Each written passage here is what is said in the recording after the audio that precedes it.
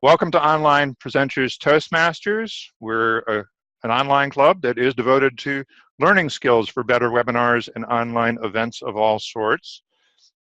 And we're doing that partly through a series of workshops. In addition to Sheryl's, we do have a panel discussion on how to start an online club coming up in February, and other exciting programming beyond that. We do want to thank Ring Central for allowing us to use this online meetings technology free of charge. They do want to let me know, however, that the cloud is winning in business communications and Ring Central is winning in the cloud. So you must endure a little bit of a commercial there. As online meeting tips, we encourage you to use a headset or a pair of earbuds will do in a pinch to prevent any kind of audio feedback. From time to time, we will mute everybody's microphone. You can unmute yourself using that button with the microphone icon in the lower left-hand corner. You can mute and unmute yourself. You can turn your video on and off. We do want to see you, however, so that we feel like we're meeting and not just interacting with technology. This video allows each participant to control how they view what's going on. You can either go into the gallery view where you see everybody, or you can go to the speaker view where you see the person who is actively presenting at that moment. If you decide you would like to become a member of this club, we do ask you to attend at least 2 meetings as a guest, and anytime thereafter you can go to that join button on the menu of our website and you will find the application there. You will find a button you can click to pay there as well. It's an advanced club, so by default we look for more than 6 Toastmasters speeches that you've done. We can make exceptions for people who might have some other form of experience, like they're already doing professional presentations. They're also already doing professional webinars. So the board can make an exception when that is appropriate. And I'll skip over that to let's do it. I'm going to pass control of the meeting over to Sheryl Brzezinski, who is our Toastmaster of the day and who will be in absolute control from this point forward. The name's Carol Perhinsky. Sheryl Roush is the other person. I think we kind of got merged together. Well, it's okay. Okay. I'm going to mute myself now. All right. Thank you, David. How do you establish rapport and hold it when presenting online? Which in-person speaking skills transfer to online presentations? And how do you know your listeners are engaged? In this special workshop, you will find answers to each of these questions. You will explore simple techniques you can apply immediately to your in-person and online presentations. You will discover 7 communication channels and proven tactics to connect with each listening type. Apply these to your personal and professional life as well, to job interviews, in teams, with clients, with coworkers, in speaking, training, and leadership. Our guest is Sheryl Roush in San Diego, California, USA. Isn't that exciting? She's all the way over on the other side of the coast. Anyway, her background includes 30 years as a professional speaker and has presented over 3,500 in-person programs globally, plus a growing list of online programs, including teleseminars, podcasts, webinars, and many other platforms. Sheryl joined Toastmasters in 1987. Yes, 30 years ago. She served as district governor in 1993, earned the presidential citation, woohoo, in 2009, and she continues to be active at the local and international levels. You may have seen her present at international conventions, including Washington, D.C. and Vancouver, British Columbia. She was honored for outstanding presentation skills, judged in 6 categories in 93. She was awarded our Elite Accredited Speaker designation. To date, there are only 75 recipients passing the rigid 2-level process. If you have a copy of Heart of a Toastmaster book, Sheryl compiled the publications by, for, and about our members. We have several of them online with us tonight. Upon its release in 2014, it received Best Anthology from International Book Awards. Woohoo! Order your copies directly from Toastmasters International with your other supplies. Woohoo! For the first 30 to 40 minutes, our educational program will be in the webinar style.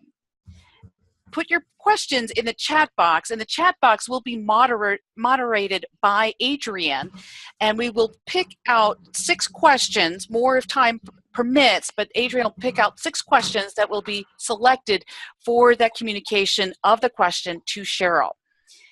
Sheryl asks that you think about your specific scenario of your session.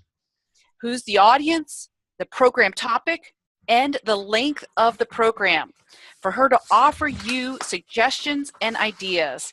Get ready to speak like a pro with 7 secrets to connect with anyone. Please join me in welcoming distinguished Toastmaster accredited speaker, Sheryl Roush. Woo! Yay! Hi, everybody. Woo! Welcome, welcome, welcome from around the world. Now let's do a quick sound check. Am I okay, Carol? Yes, thank you. Got it. All right, because I am using my Snowball Bluetooth microphone and my earbuds, so we are good. Kicking off the program and everything that we're doing today, whether it be online or in person, we're going to quote Ken Blanchard, one of our Golden Gavel Award recipients, and we know him best as the co-author of The 1 Minute Manager. Everything that we do has to do with influence today, not authority. So his opening quote here is: the key to successful leadership today is influence, not authority, in everything that we do. So my first question to us tonight is, how are we connecting with 100% of our listeners? Whether it be, again, online or in person, how are we connecting, and how do we even know if we are or not? These happen to be the zebras at the San Diego Zoo Safari Park. So come out to California and visit us. The research that I've compiled for you tonight, I pulled from 2 researchers, and those who do their own research and those like professors, by the way, thank you very much, Carol, that we want to know, where does this research come from so that you can compile your own research and put your own angle on it. I've researched specifically Howard Gardner, PhD, and Thomas Armstrong for the material that I bring to you tonight, and I've pulled it into adult learning theory. I think it's important to have, where did the research come from? And I pull this into speaking, leadership, communication, everything across the board.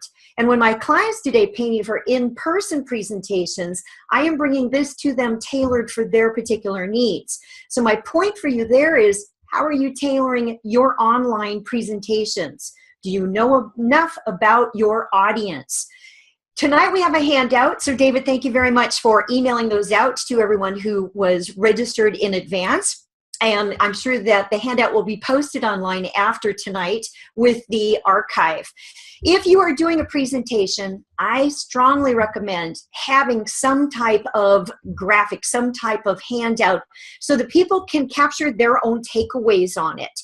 Consider using the banner for the organization. I pulled this right from your website banner. The title of the presentation, information about the workshop, your contact information, and if yours is trademarked or copyrighted material such as mine, then you want to have that. But also it gives people an opportunity to connect back with you or ask you questions. Often our online presentations can be short, or they can be shortened, or people drop off, or they only attend for a portion of the program, yet they have valuable questions that they really want answered by you as a subject matter expert. So start thinking about some of the scenarios as we pick up with the second side of the handout then. And here's what I've created for you, is a cheat sheet, if you will. You can apply this to every presentation that you're giving today, in person and online. So here's how I suggest using that. Up at the very top, and photocopy this handout for every presentation that you have coming up. You use it to help you prepare your presentation, but because of copyright, you may not use my worksheet in your handout. Nod your head. Thank you for that agreement. Thank you. The second part of this, and how I think is very helpful, and by the way, for even tonight's presentation, I did exactly this. So I put in who is the group, What is the date? What is the objective? And I made some specific notes regarding thinking about you as online presenters. This works, and it'll help you craft a presentation in less than 10 minutes with 100% connection with all of these modalities or channels of communication, if you will.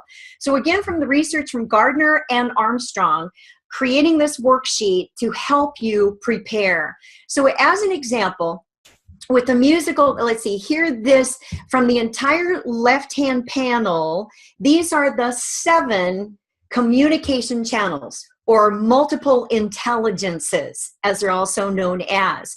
The middle column then these are things that as you're going through your presentation or preparing for it, that you might go through and highlight, as I did for your presentation tonight.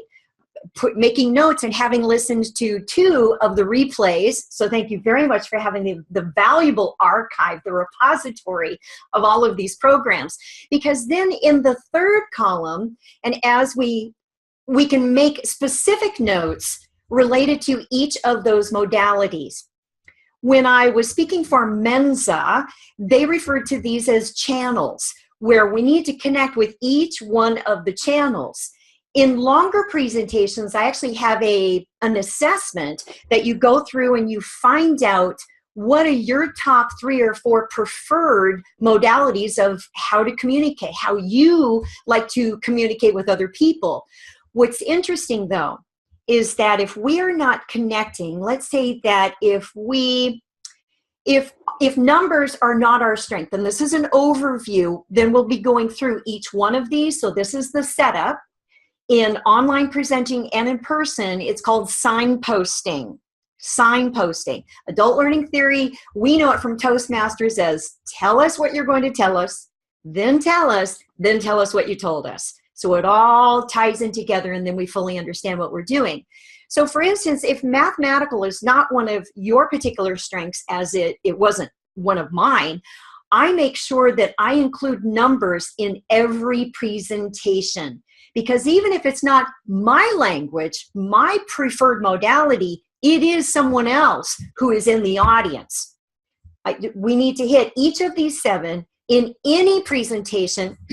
By the way, speech contest too. So when Lucinda Rundles won the world championship as one of the first females in a long time, I was in the audience live, and I knew that she was going to place within the first 20 seconds. Within the first 2 minutes of being in the audience, I knew that she had placed in the first place. And sure enough, she went on to become the world champion of public speaking because she implemented each of these 7. So if we are not communicating with all of these groups, we might miss out on valued relationships and with our audiences. These relate to speaking, training, leadership, everything across the board. And it could be with your significant others that if you're not speaking their language, that could also cause a disconnect, by the way. So nod your head, is this making sense? Yes? Great. So we want to hit something from each of the 7 categories. So having this worksheet aside, we're going to go through each one of these then, starting off with the first group. So the linguistic are very verbal. They need the stories, the discussions, and the books. When I was listening to Darren LaCroix's replay, my colleague, accredited speaker, in addition to world champion, he had commented that storytelling is absolutely critical. Now, as we're looking at that, words and semantics are very important for this particular listening type. They need to have discussions, stories, books, analogies, book references, acrostic, mnemonics, poetry. They also love terminology, how that relates to us in presenting online, as in for Geeks on Tour. You were very specific, breaking down the type of lighting, the soundboard, the mixers. You got into make and model and numbers and everything else. So you gave us some great breakdown of the terminology. Never anticipate or assume that your audience knows everything that you're talking about. Linguistic people, if there's something in print, they are also fantastic proofreaders.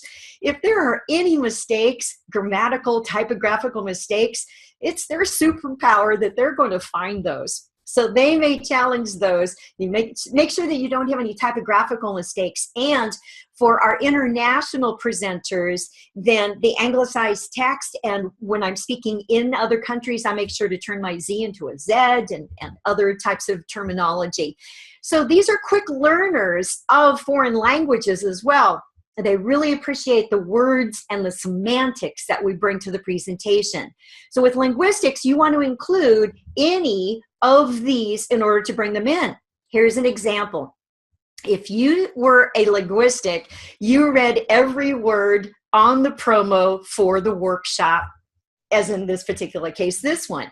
And if there were any details missing or what am I going to learn, your readers are looking for what's the value in this. My expertise for 40 years is in marketing, advertising, publishing. Our potential audience members are looking for what's in it for me, what are the takeaways, what is the presenter going to present, and we better provide what it is that we have been offering in that introduction or that promotional material. So you probably read all of that. Linguistic folks also love quotations. Since we are Toastmasters online tonight, then I'm quoting the founder of our organization, Dr. Roush Smedley, from his book, which I happen to have a copy of, Personally Speaking. So quotations bring value and linguistics to everything that we're doing. What also helps is foreign language acknowledgement. So, vielen Dank, salamat po,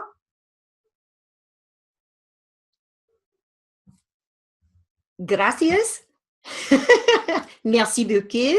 So any of our foreign languages then also relates to our linguistic. Our linguistic also appreciate book references or any resources. Find ways in your online presentations that you can also bring these in to your presentations to help connect. People want more information. Again, it's an additional takeaway. The second group, now notice that these are not bullet points. They are what? Numbered points. Because mathematical, scientific need to have numbers. In the 7, this was my weakest area. So I make sure to include math, logic, science, any types of patterns, relationships. And in our presentations, everything needs to be in order. So if we're talking about 3 ways to produce a WordPress blog, it needs to give us the overview, tell us what you're going to tell us, then give it to us in that order. Step 1, followed by step 2, followed by step 3. And when we get to 3, we can't go back to number 1 or we've lost credibility with our listeners. So any type of measurements that you might have, numbers and facts. So for instance, it could be survey results. In our global family, some of our own numbers, we have over 352,000 members in just over 16,000 clubs in currently 141 countries, and we are one family. What are the numbers for the group that you are presenting to? And how can you bring those facts, statistics, details, and numbers into your presentation so that they are understanding that you get them? Here we are in the second stage, or the second of the 7 multiple intelligences. Now you might be thinking, can you combine them? Can you have both linguistic, mathematical? Yes. And it's ideal to have each of the 7 different multiple intelligences, and we must in every presentation we do. In Darren's workshop for online presenters, he referred to the core 4. So he had the Master Core 1, the Core 2, the Core 3, and the Core 4. This is a screenshot, by the way. So do homework on your audience and tune into, especially if you're going to be a guest, as a presenter for one of their own programs, go in if it's a podcast, if it's a webinar or a teleseminar. Kind of stick in, go in and be a participant. And I had reserved to do that for Darren's presentation. Our Geeks on Tour, this is one of your screen captures. So now you're giving us also some numbers in here. with your bandwidth, and that the critical point was make sure that your bandwidth can accommodate all of the people who are going to be coming into your conferencing. As an example, I use several different types of surveys where this is from one of my programs on how do you transform from speaking for free in Toastmasters outside into being a professional speaker and getting paid. So this is a simple survey, and the chat box would be open as an example of this mathematical. How many times do you speak outside of your club each year? And they would quickly respond how many numbers that it was. In one of my other paid presentations, 10 essentials that employees want, and notice that the number is now not spelled out, which is grammatically incorrect, but marketing-wise, you can get away with it. So for the purpose of connecting with our mathematicals, you have the number and then the numbered list. Makes sense. People need to have numbers. So here's our third group, the visual spatial. And if you're one of these, you're like me. I mean, I'm wearing a purple and sparkly top here. I have the accredited speaker banner behind me. David has this beautiful green screen, fabulous image behind him. And what our audiences need are visuals. They need to see it. And unlike the first two groups, that they can have the material presented to them in black and white. Nothing fancy, straightforward. Linguistic are great readers. Mathematical will check to see if any of the numbers are incorrect. Great for our club treasurers, by the way. They can tell if anything's off by even 1 cent. But our visual people need to have it in color, in living color. They need to see it.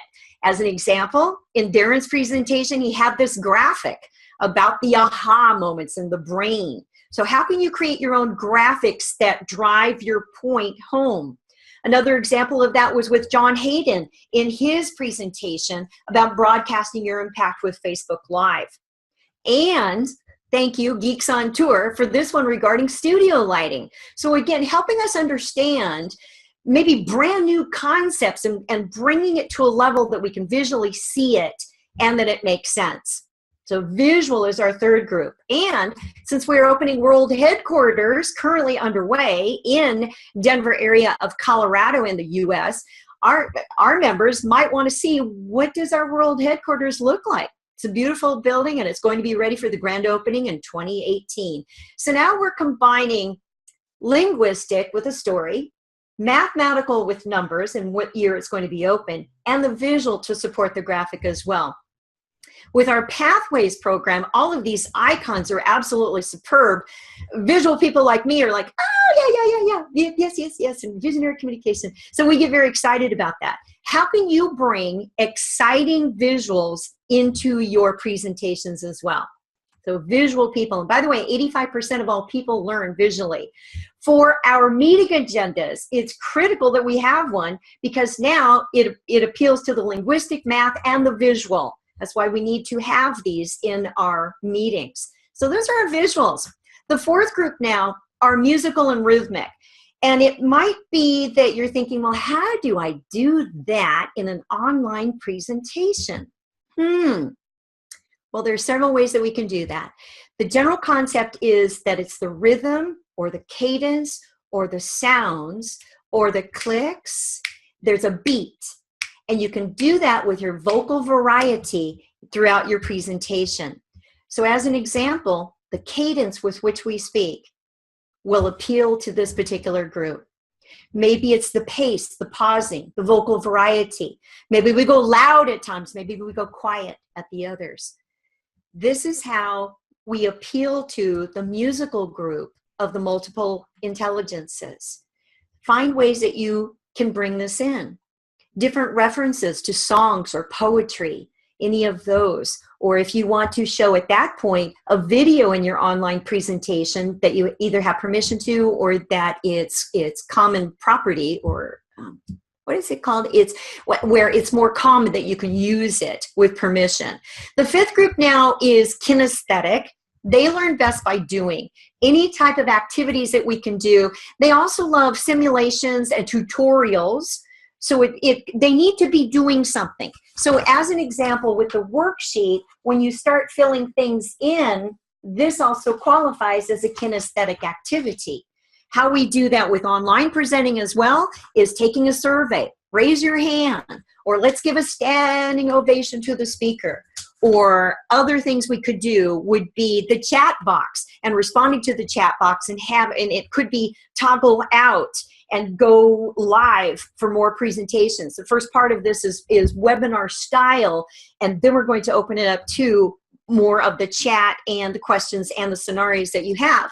What our online attendees need, though, is something. So by having a handout for you for tonight's presentation, it helps you to have something to capture these ideas on. So I hope that that's been helpful for you too. So kinesthetic, get them involved, just like the worksheet.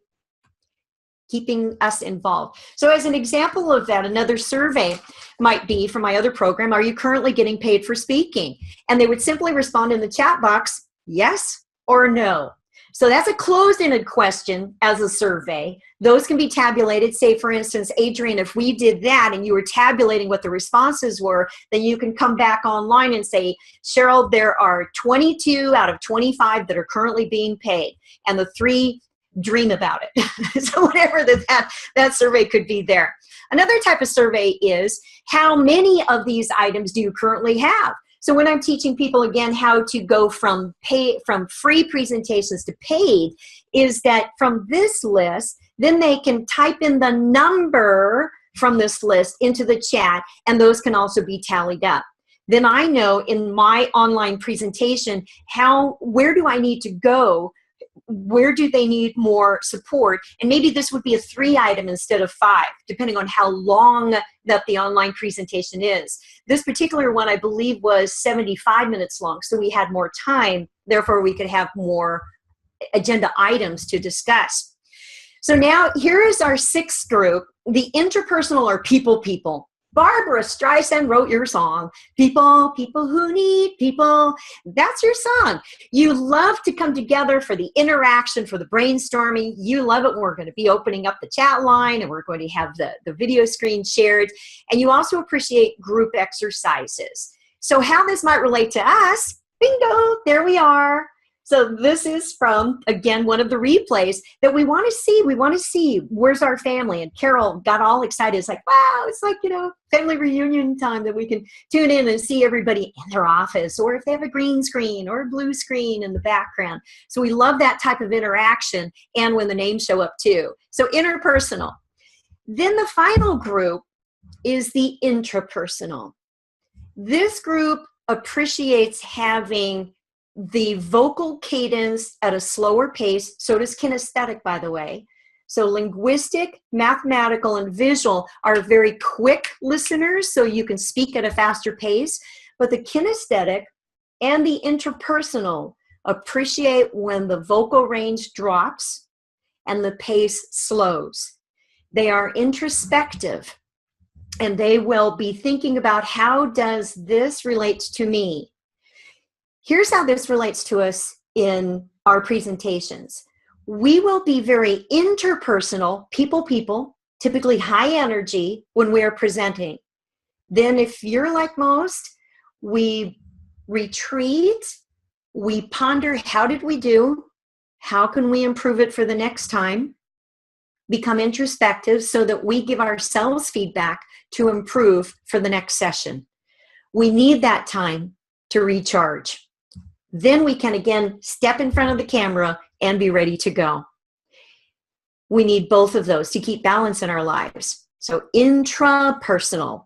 This is a person that may sit by themselves with their smartphones, getting ready to do a live presentation, or in front of the computer with their notes, and they're thinking it through. All of this is vital in thinking through, who is our audience, what do they need from us, and what are the best ways to give it to them. So here's an overview of what this means regarding the communication styles.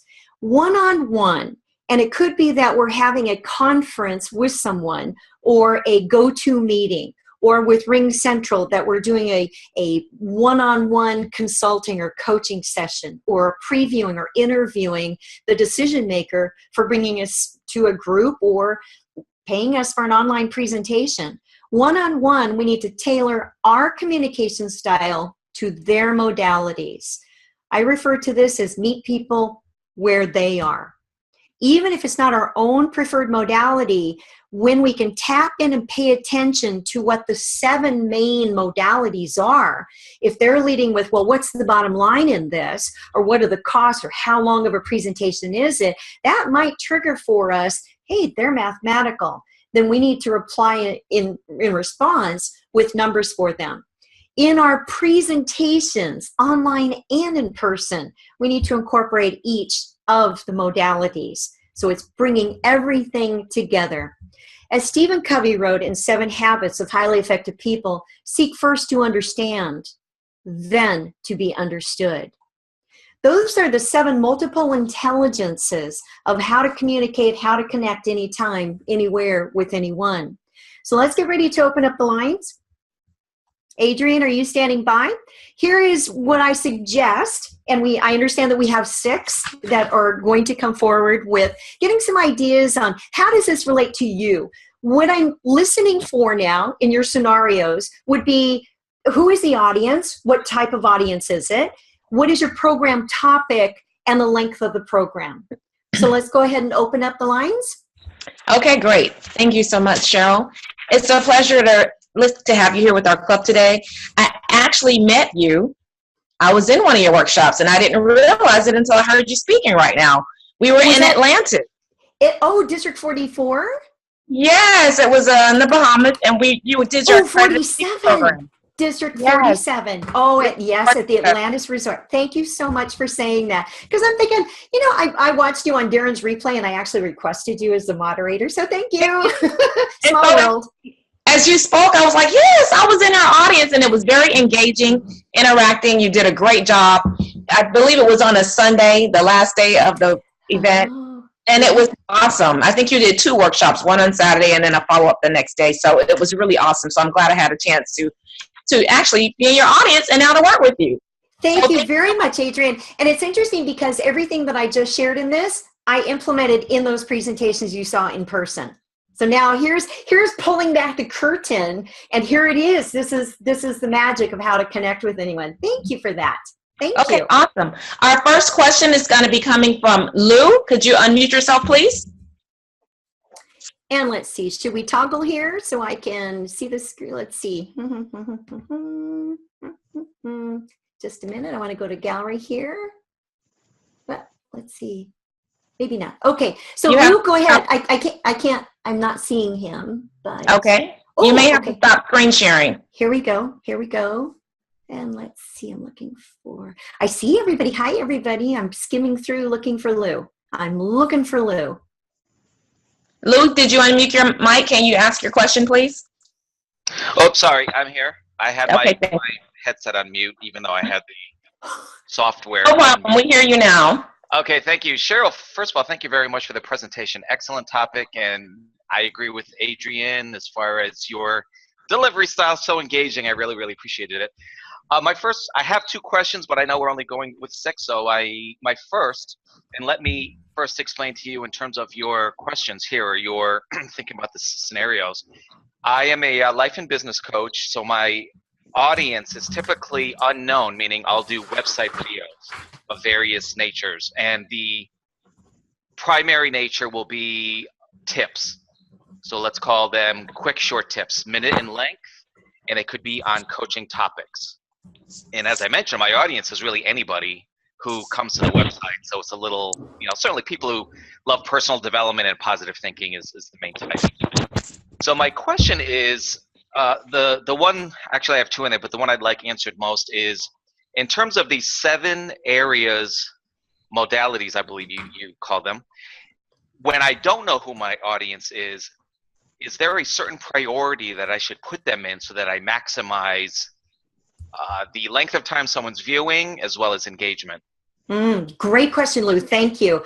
How I would address that, especially for video tips that are going onto your website, and based on that they're 1 minute in length, I would hit the first 3 modalities. I would make sure to include linguistic, because they're listening for what's in it for me, mathematical, maybe one tip, 2 tips, 3 tips, very short, all related perhaps to that particular coaching tip.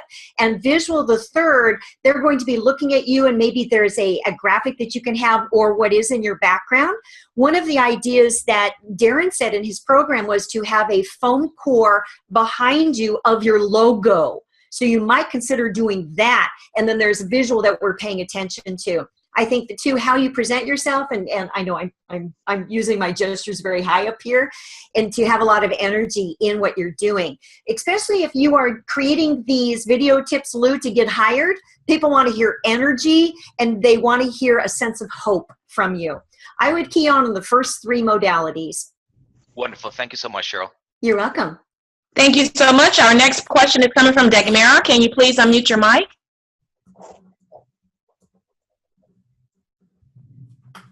Hi, Sheryl. Thank you for an amazing presentation.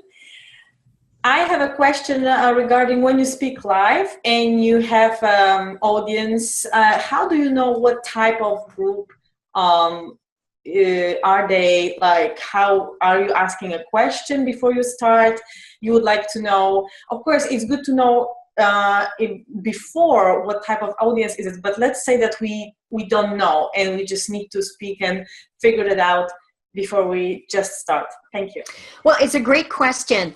Do you, before any of your presentations, provide a pre-programmed questionnaire where you are asking the meeting planner for information about their attendees? That would be very revealing. I ask, what is the level of education? I'd like to know what is the ethnic grouping. And so for instance, if I am speaking to an audience and there are many Filipinos, I may open speaking Tagalog. And when I spoke in Kuala Lumpur, my entire opening was in Bahasa Malay. So you can get, I'm a high linguistic. I just gave you clues on how to know how to communicate with me. So what you want to do is, you know that there's going to be all 7, or you need to hit all 7 of the modalities in your live presentation. If you can, start asking questions. I've also done this where I've taken a handheld mic with me into the audience and I've asked one specific question related to whatever that it is, and they reveal it by how they respond to the question. So what might be one of your topics for that, Dagmara? What might be a topic that you're speaking on live? Maybe that will be social media. Social media. All right, which is a highly visual and linguistic, primarily. You can pull in math, what's the word count, what's the letter count, what's all of that, and then how visuals and graphics would bring that into play as well. I would get the people talking, and what would be the benefit? What's the purpose of the presentation then? So I understand what's your desired outcome. So the purpose of the presentation would be to coaching them about the business side of social media, because I know social media people are very often artists or people that are very linguistic, but it's very important to know your numbers and analytical part of social media. So I just, I'm also like, I'm worried that they might be not into that topic, but it's very important for social media. Then what you could do is open up with a fact or statistic on why social media is imperative that they understand and participate in today. Otherwise, they will be left behind for so many different reasons. So if I were you, I would open up with 1 or 3 either questions related to what's the pain, or what's the pain or the challenge that then your presentation is going to help them solve, or a fact or statistic, maybe even a shocking one. That's also, as a woman, out of 3,500 presentations around the globe, I can tell you that we still have, our challenge is to establish credibility. We have a tendency, here's what I've noticed, is that women have instant credibility when we do have a fact or statistic in the first 3 minutes of our presentation. Makes a huge difference in connection and rapport with the audience. Then from there, and you're offering what is it that they're going to learn as a result of this, and you can circle back to the end where maybe that same fact, statistic, or question, I call it the circle back, ties back into the opening of your presentation, and you've handed them a full presentation that's digestible and understandable. It sounds fun. Good luck with your presentations. Thank you. Our next question is coming from Murali. Could you please unmute your mic? Hi, Sheryl. Your session was very informative and productive. I appreciate that. Thank you. My question is like this. So what is the impact of the chosen subject with respect to the 7 communication channels? The subjects can vary from scientific discourse or political and religious topics or any type of communication topics. So what type of impact of choosing the 7 and what will be the ratio for doing that? Thank you. The ratio, I don't know if there's an exact ratio. I didn't find in any of my research that there was an exact ratio. And as Lou had asked earlier, you want to make sure to include the main 3. However, bring in the musical and the kinesthetic for the activities as well. So you do want to have all 7.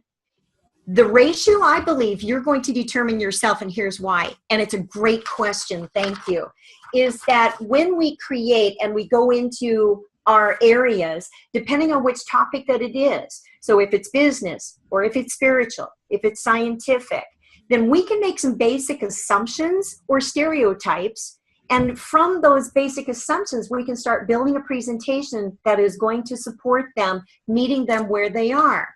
It also goes back to what's the purpose or the desired outcome of your presentation. As a result of hearing you from your presentation, live or in person, what do you want them to do as a result of that? If you are giving educational information, it may be to open their eyes to something. So it may be heavy on linguistic or mathematical in nature, but to balance it for the visual, there needs to be the 3rd group in there. Find ways to make it engaging. And maybe they have a partner activity where you don't give them the answer, you ask them a question, and you have them in live presentations turn to the person seated next to them to perhaps think it through themselves before you reveal what the answer is that you believe it to be. Get them engaged, whether rhetorical or very direct type of questions. Make the basic premise of every presentation, you need to have all 7 in every presentation, regardless of how long, how short, what type of audience, and what type of topic. Thank you. You're welcome. That will ensure your success with 100% connection. Thank you. Thank you. Our next question is coming from Bhushan. Could you please unmute your mic? Sheryl, I made a comment in the chat box. It was more of a comment and observation, but I was wondering if you made it on a deliberate sense. I saw that you said on the previous slide, the last slide before the slide, see first to understand instead of seek. Oh! Is that deliberate? Were you trying to No, practice? that was a mistake. I changed the slide because it had a thank you. You must be a high linguistic. And I thought, well, because I retyped it, and normally I would not have done that, and I changed that at the last second. Thank you very much. You win the prize. Thank you. It was not intentional. It was by accident. And thank you for sharing your gift of being linguistic.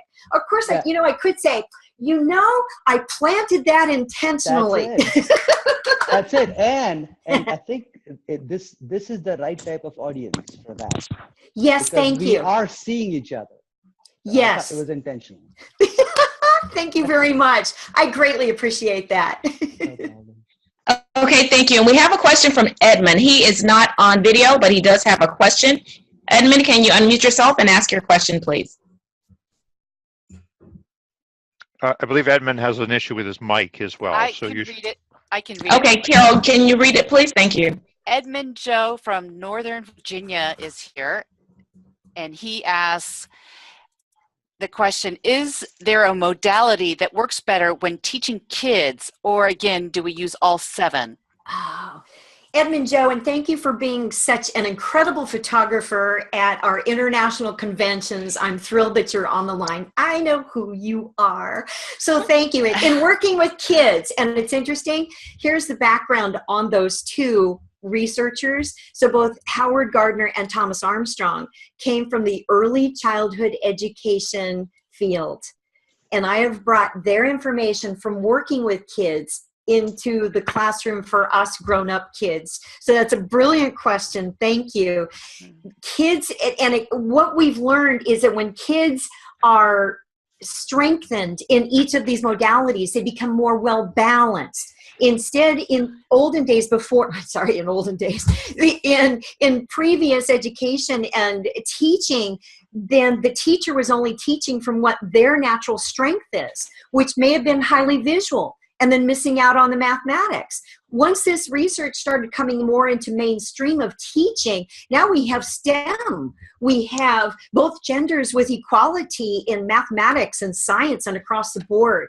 So thank you for that question, Edmund. And yes, you want to bring all 7 of them into every presentation. The kids, the younger the ages too, are also going to appreciate more kinesthetic, hands-on, and movement.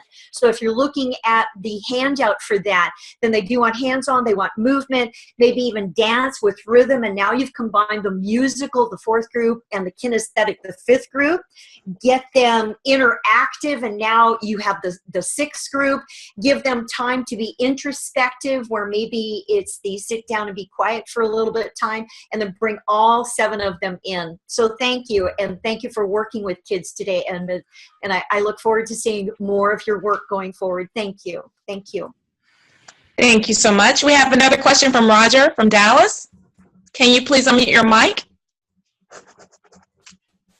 Thank you, Sheryl. This is Roger from Dallas. Let's say we'll use the pathway as an example that we want to, in our speeches and presentation, encourage our members to dive in, to try this new modality, new platform before they make a permanent decision, let's say for the next couple of years.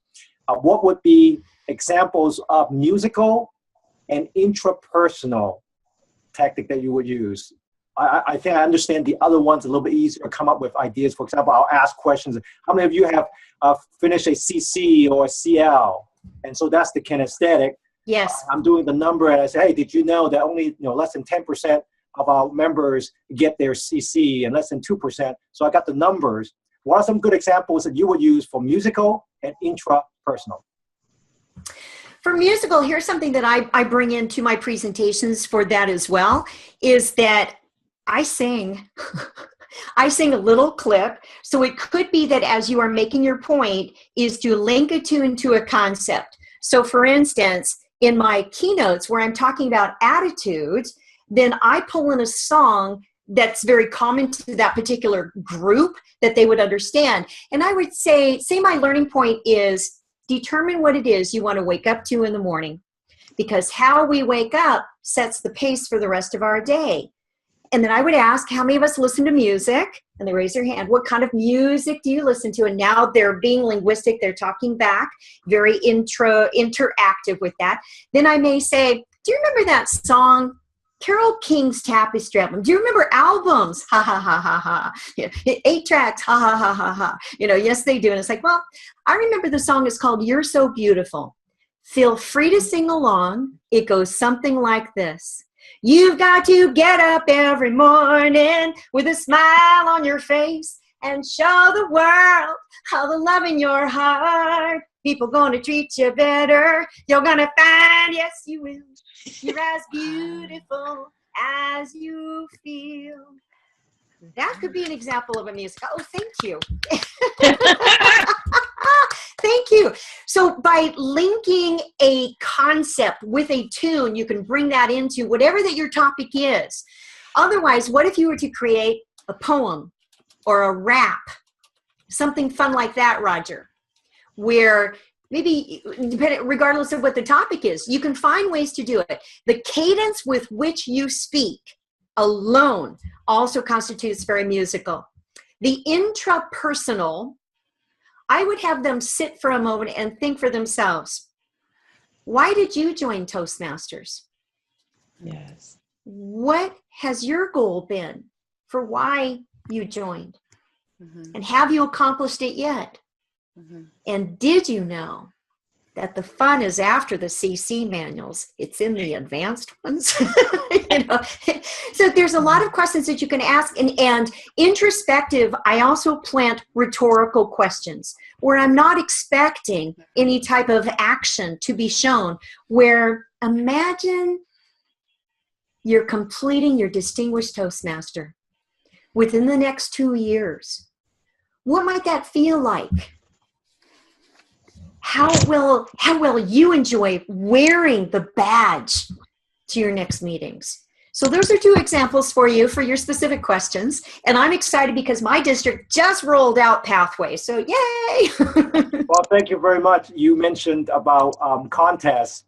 I'm going to take your worksheet and go back and analyze my contest speech for the humorous contest last time, and check out how many of Roger, these I hit. you got it. Consider using different colors of felt pens and go through and highlight. Get 7 different colors and go through and see, indicate, choose whichever color, create your own color coding system, go back through, see which ones are overused, which ones are minimally used, and balance it out. Ooh, how exciting. Thank you for that idea. Absolutely. And we have one more question left. You got it. Thank you, Roger. Thanks, Roger. And good luck on that. And our last question of the night is coming from Kirshen. Could you please unmute your mic?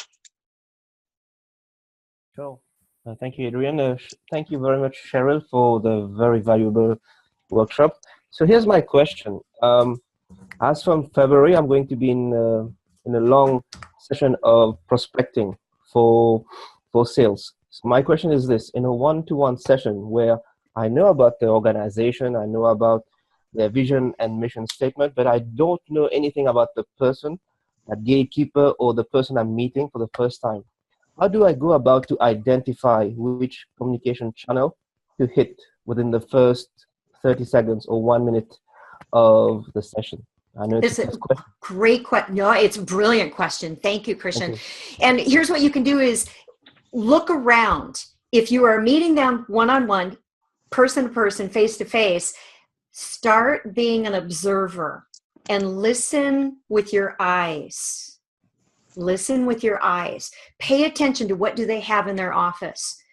If they are kinesthetic, they might be into sports. So now you're thinking, oh, you play sports. Pay attention, create small talk. If I were you, I would also create a short list of open-ended questions that you could use at any time, regardless of who you are meeting with. Open-ended questions.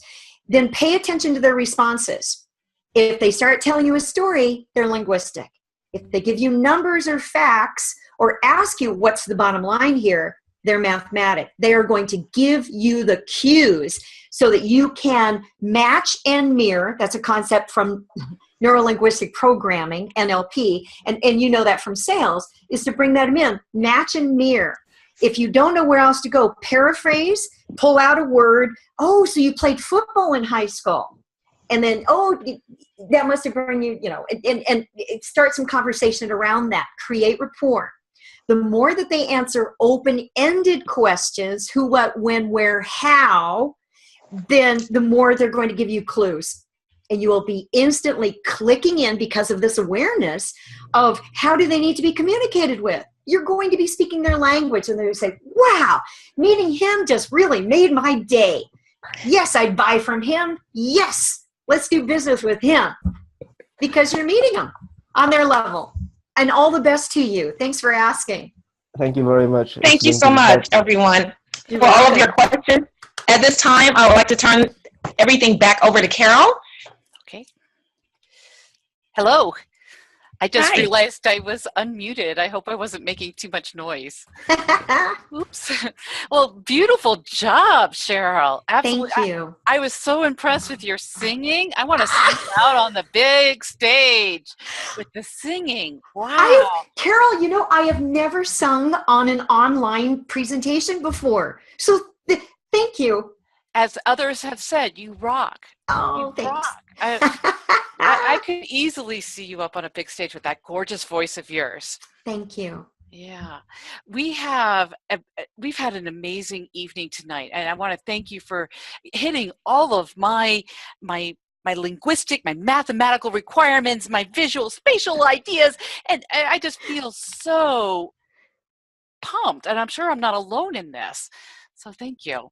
You are very welcome. Thank you. Well, Carol, thanks to your invitation, I'm here to serve you. So thank you. And thank you to all the guests who have joined for this program. Please join. Yeah, we have a lot of guests tonight, and I know District 60 is looking forward to your visit as well. We have a number of people from that district visiting tonight. So I see that we're close to time. We got 4 minutes remaining in our meeting.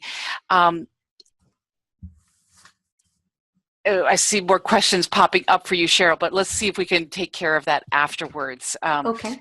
All right, but we do have next week's meeting, and I want to make sure everyone knows about next week. We have Lois Margolin, who was unable to make it tonight because she's in a contest. But yeah, she's got contests going on or something like that. So she is going to be our Toastmaster next week, and she'll be looking forward to managing a very good meeting. We have a number of speakers already lined up. If you're interested in a slot, please sign up as a member.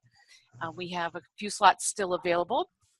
And at this point, I think I'm going to go ahead and pass it back to our president, Mr. President, David Carr, so he could ask how it went tonight to our guests. I don't know if we'll be able to get through it all, but go for it. Yeah, terrific. Yeah, we often at this point in the meeting will go around and ask all the guests to give some feedback. We might be here all night if we go around and ask every single guest. You know, I most of all want to encourage you to come back and see a regular meeting, or regular as we get, so that you understand a little bit more about what our experience is and what the mission of the club is. So try and come back another time to visit us. But if anybody would like to give a little bit of feedback, particularly any of our guests on the meeting, I know your feedback on Sheryl is that she was fabulous, but you know, if you'd like to give some feedback about the experience, we'd love to hear from you. So I'm just going to ask for volunteers. Just go ahead and unmute and let us know. Who would like to speak? Oh, come on. All right. Well, there is a raise hand tool somewhere in the user interface, too, that you could use to signal. You can send a chat message, smoke signals. Let's see. Bang. I'll ask a question. Hi, Edwin. Hi, I just saw you. I just spoke at District 52. Hi. It was nice getting reaffirmed in your message, because seeing it twice is great. So, yeah, the online meetings, when speeches are given, how do you use body language and all the things which you normally do in a real, in a face-to-face meeting? So, right.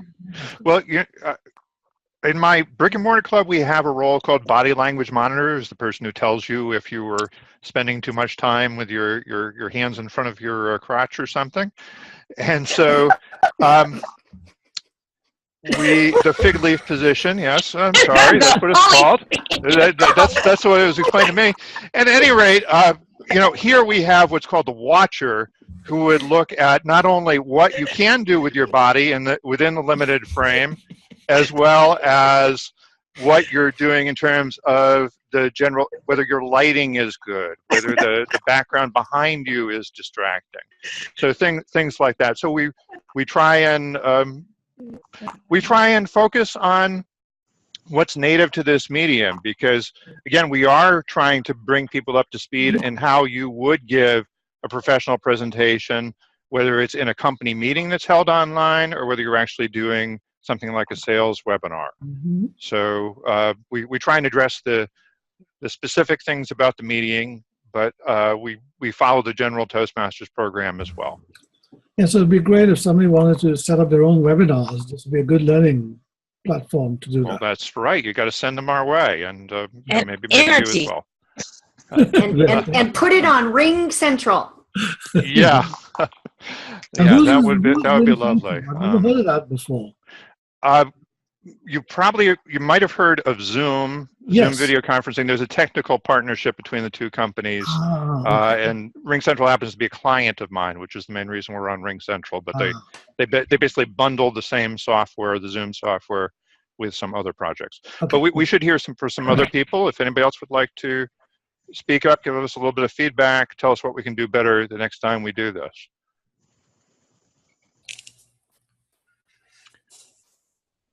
Catherine, go ahead. Hello. Thanks very much. This was amazing. It was great to hear Sheryl, but it was also great. David did a really great job, and Adrian did a great job of moderating. And I really appreciated, Carol gave me some tips before. I didn't even realize the lighting was so horrible. And I just didn't even think about that before. And I think we have a district who is very dispersed geographically. We have at least 8 hours between two of our major centers in Alberta and Saskatchewan. And as a district leader, I can't always travel, but I still want to make those connections with our members. And this is one avenue that I know we're going to be learning more about in the Pathways program. And so I can help lead the way by just learning this myself and practicing so that we can start introducing more webinars, more sessions, more support sessions for our club leaders and district leaders. And so I really appreciate, I know Sheryl kind of drew me into this group because I love hearing from Sheryl, but I'm very excited. I was a little anxious about it, but I think that means this is where I need to learn. That's terrific. And Sheryl also mentioned that we had a previous workshop given by our members, Jim and Chris Gould, that is on setting up your home office video workshop or video studio. That's where I learned about lighting and that the camera needs to be at eye level. Thank you. Use it. And you know, they're experts because they do it on the road from the back of an RV some of the time, so they know how to improvise, and we're fortunate to have them as part of the club. This is great. Thank you. We are past 9 o'clock. If people want to stick around and chat for a few more minutes, that's great. If folks need to go, that's fine too. I did post in the chat the link to sign up for next week for members. And also there's a tool that we've introduced you can plan ahead for several different weeks. And anybody who wants to find out more about the WordPress for Toastmasters software, which is my pet project, and it's how we run our website, there's a link for that as well. And I would love to find somebody who wants to do their high performance leadership project on organizing the documentation and maybe helping with the marketing or something. But and David, anybody else want to speak up? Yes, Sheryl. Yeah, Carol. You're the Sheryl Carol show. I love it. If people do have questions that did not get answered tonight, I know Sheryl has given us her contact information. By all means, reach out to her.